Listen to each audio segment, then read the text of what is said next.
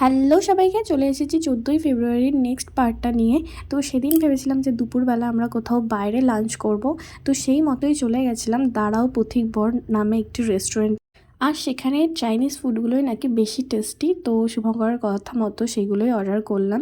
তো আর লাস্টে নিয়েছিলাম একটা অরেঞ্জ জুস, যেটা দুজন মিলে শেয়ার করে খেলাম। তো তারপর সেখান থেকে ধরে নিয়েছিলাম মেট্রো। তো আমরা যাব হচ্ছে ভিক্টোরিয়া। তো প্ল্যান হয়েছিল যে ভিক্টোরিয়ায় যাব, এর আগে আমি কখনো ভিক্টোরিয়ায় যাইনি। তো এটা আমার একদমই ফার্স্ট টাইম ছিল। তো সামনে থেকে দেখে তো ভীষণই ভালো লাগছিল, আর পরিবেশটাও বেশ ভালো ছিল। তো বাইরে তো আমরা 50 টাকা দিয়ে টিকিট কেটে নিয়েছিলাম।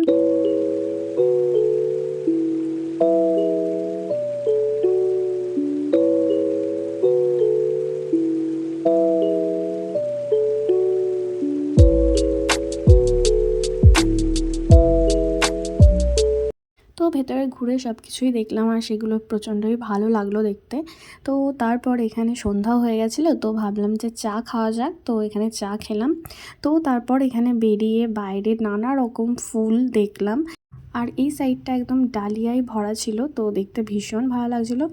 তো এইভাবেই দিনটা খুব ভালো কাটিয়েছিলাম দুজন মিলে।